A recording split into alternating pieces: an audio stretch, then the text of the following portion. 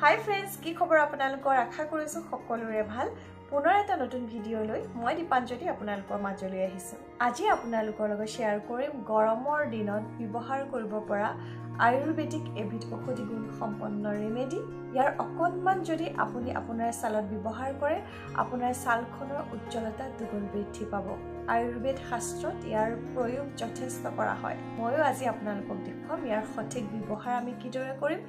কেনেকৈ আমি প্ৰস্তুত কৰিম গুটেখিনি আজিৰ ভিডিওটোত মই আপোনালোকক জনাম আপোনালোকে ঘৰতে প্ৰস্তুত কৰিব পাৰে প্ৰাকৃতিক উপাদান হয় যাৰ জৰিয়তে আপোনালোকে আপোনাৰ ছালখনৰ উজ্জ্বলতা বৃদ্ধি কৰিব পাৰে ছালৰ বিভিন্ন সমস্যা নাইকিয়া কৰিব সূৰ্যৰ প্ৰখৰ ৰ'দে আমাৰ ছালখন ক'লা কৰি পেলায়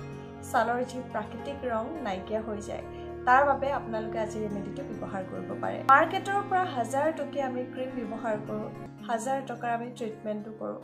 ইয়াৰ ৰিজাল্ট হয়তো আমি কেতিয়াবা পাও কেতিয়াবা নাপাও এনে ধৰণৰ যদি ঘৰুৱা সামগ্ৰী ব্যৱহাৰ কৰে আপুনি ছালখনৰ উজ্জ্বলতা দুগুণ বৃদ্ধি কৰিব পাৰিব আজি ৰেমেডিটোৱে আপোনাৰ ছালৰ বহুতো সমস্যা নাইকিয়া কৰিব ভিডিওটো আপোনালোকে একেবাৰে স্কিপ নকৰাকৈ শেষলৈকে চাব মই আপোনালোকক দেখুৱাম নিয়ৰিবা লাইফষ্টাইল চেনেলটোত ঘৰুৱা সামগ্ৰীয়ে কিদৰে ছালৰ চুলিৰ যত্ন ল'ব পাৰি এনে ধৰণৰ মই ভিডিও শ্বেয়াৰ কৰোঁ নিয়ৰিবা লাইফষ্টাইল চেনেলটোৰ পৰিয়ালৰ সদস্য হৈছে 1,28,000 যদি আপোনালোকে প্ৰথমবাৰৰ বাবে আহিছে চেনেলটো সাবস্ক্ৰাইব কৰাৰ লগতে কাষত যেটো বেল আইকন আছে প্ৰেছ কৰি দিব যেতিয়া মই নতুন ভিডিও আপলোড কৰিম ইয়াৰ নটিফিকেশন আপোনালোকে প্ৰথমতে পাব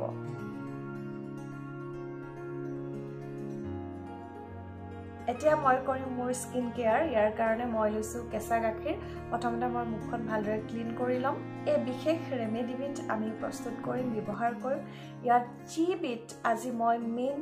ইনগ্ৰেডিয়েন্ট মই যেটো ব্যৱহাৰ কৰিছো গুটেখিনি আপোনালোকক মই জনাম কিন্তু তাৰ আগতেটো আমি মুখখন ভালদৰে সাফা কৰিব লাগিব মুখখন সাফা কৰিবলৈ আপোনালোকৰ ওচৰত যি ফেস ওয়াশ আছে আপোনালোকে সেই ফেস ওয়াশ ব্যৱহাৰ কৰিব পাৰে যদি ভাল ফেস ওয়াশ নাই তেতিয়া আপোনালোকে এটা কাম কৰিব কেঁচা গাখীৰত অকনমান নেমু ৰস বহুত বেছি নহয় অকনমান নেমু ৰস আপোনালোকে এড কৰিব আৰু ইয়াৰ পাছতে মুখখন আপোনালোকে সাফা কৰিব পাৰে মই এতিয়া কপাহ লৈ লৈছো মই মুখখন ভালদৰে এতিয়া সাফা কৰি লম এই যিখিনি গাখীৰ মই ফ্ৰিজত ৰাখিছিলো আৰু গৰমত এদৰে ফ্ৰিজত ৰাখি যেতিয়া ব্যৱহাৰ কৰে খুব ভাল লাগে মুখখন ভালদৰে সাফা কৰি লম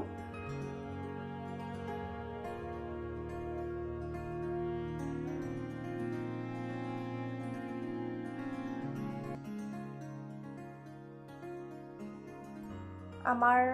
মুখত যিবোৰ লেতেৰা আছিল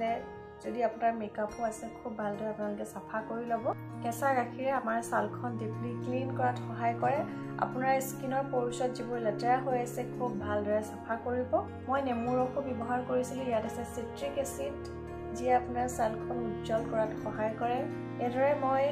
গাখীৰে মুখখন ভালদৰে সাফা কৰি ললো আৰু এতিয়া মই মুখখন ঠাণ্ডা পানীৰে ধুই আহিম এতিয়া এই বিশেষ সামগ্ৰীবিধ মই স্কিনত এপ্লাই কৰিম কিদৰে এপ্লাই কৰিম দেখুৱাই আছো দেখিছে আপোনাৰ ছালত থকা যিমানখিনি ডেড স্কিন আছে ডেড স্কিনৰ লেয়াৰ আছে খুব ভালদৰে সাফা কৰিব চাওক আমি কেতিয়াবা ডিঙিত এপ্লাই কৰিবলৈ থাকি যায় আমাৰ ডিঙিত খুব ভালদৰে আপোনালোকে এপ্লাই কৰিব এবিধ চমৎকাৰী ৰেমেডি আপোনালোকৰ লগত মই শ্বেয়াৰ কৰিবলৈ লৈছো বিভিন্ন ধৰণৰ ৰেমেডি আপোনালোকে নিয়ৰিবা লাইফষ্টাইল চেনেলটোত পাই আছে আৰু ভৱিষ্যতলৈ ইয়াতকৈ আৰু ইন্টাৰেষ্টিং ভিডিও আপোনালোকৰ বাবে লৈ আহিম আপোনাৰ ব্লেক হেডছ বা হোৱাইট হেডছৰ সমস্যাটো নাইকিয়া কৰিব তৎক্ষণাতে আপোনাৰ ছালখন যথেষ্ট চাফা হৈ পৰিব যথেষ্ট উজ্জ্বল হৈ পৰিব যদি আপোনাৰ গ্লো একেবাৰে নাইকিয়া হৈছিল ৰ'দে পৰি যদি আপোনাৰ ছালখন ক'লা কৰি পেলাইছিল তৎক্ষণাতে আপোনাৰ ছালখনৰ উজ্জ্বলতা বৃদ্ধি হ'ব এটো হৈছে এটা মেজিক্যাল ৰেমেডি যি আপোনাৰ ছালখন ইমান বেছি উজ্জ্বল কৰি তুলিব যে আপোনাৰ বাৰে বাৰে ব্যৱহাৰ কৰিবলৈ মন যাব আৰু যেতিয়া মুখখন ধুই আহিব মুখখন ধোৱাৰ পাছতেতো আপোনাৰ ছালখন যথেষ্ট উজ্জ্বল লাগিব যথেষ্ট সাফা লাগিব আপোনালোকে ব্যৱহাৰ কৰিব পাৰে এতিয়া বলক আমি পলম নকৰি চাই লওঁ এই ৰেমেডিটো প্ৰস্তুত কৰিবলৈ আমি কি সামগ্ৰী ব্যৱহাৰ কৰিছো আজি ৰেমেডিটোৰ কাৰণে মই ব্যৱহাৰ কৰিছো নয়নতৰা ফুল নয়নতৰা ফুলৰ ওপৰত মই আগতেও আপোনালোকৰ লগত ভিডিঅ' মই শ্বেয়াৰ কৰিছোঁ এয়া হৈছে নয়নতৰা ফুল আপোনালোকে বগাও ল'ব পাৰে বা এই গুলপীয়া ৰঙৰ নয়নতৰা ফুলো ল'ব পাৰে আৰু ইয়াৰ মই পাতটো লৈছোঁ আপোনালোকে পাতটো ব্যৱহাৰ কৰিব পাৰে কেৱল আপোনাৰ ছালত নহয় চুলিটো ব্যৱহাৰ কৰিব পাৰে নয়নতৰা ফুলখিনি ভালদৰে ধুই লৈছোঁ লগতে পাতখিনিও ধুই লৈছোঁ আৰু এতিয়া মই আপোনালোকক এটা ৰেমেডি বনাই দেখুৱাম ইয়াৰ বাবে মই কেৱল নয়নতৰা ফুলহে লৈছোঁ আপোনালোকে পাতটো ব্যৱহাৰ কৰিব পাৰে মই এনেকৈ ব্যৱহাৰ কৰিম মোহাৰি দিলে খুব ভালদৰে ইয়াৰ এটা পেষ্ট তৈয়াৰ হৈ যায় আপোনালোকে পিচি পেলাই ইয়াৰ ৰসখিনি উলিয়াই ল'ব পাৰে মই ইয়াৰ লৈছোঁ বহুত বেছি মিহিকৈ পিছা নাই হাতেৰে অলপ মোহাৰিয়ে দিছোঁ আৰু এইটো আমাৰ নয়নতৰা ফুলৰ পেষ্টটো এচামুচ মানে মই লৈছোঁ ইয়াৰ পিছতে মই ব্যৱহাৰ কৰিছোঁ কেঁচা গাখীৰ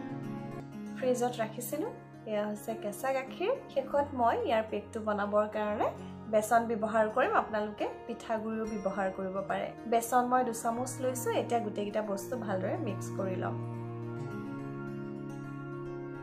ইয়া দেখিলেনে আমাৰ পেষ্টটো তৈয়াৰ হৈ গ'ল এদৰে আপোনালোকে ঘৰতে থকা নয়নতৰা ফুলৰ পেক তৈয়াৰ কৰি আপুনি আপোনাৰ ছালখনৰ যত্ন ল'ব পাৰে ফ্ৰেন্ডছ কেনেকুৱা লাগিলে আজিৰ এই ভিডিঅটো মোক কমেন্ট কৰি ক'বলৈ নাপাহৰিব যদি ভাল লাগিলে ভিডিঅটো প্লিজ লাইক কৰিব যিমান পাৰে শ্বেয়াৰ কৰিব আপোনাৰ ফ্ৰেন্ড সাৰ্কেলৰ মাজত আৰু এটা নতুন ভিডিঅ লৈ মই দীপাঞ্জলি পুনৰ আহিম আপোনালোকৰ মাজলৈ আজিৰ ভিডিঅটো ইমানতে শেষ কৰিছো ধন্যবাদ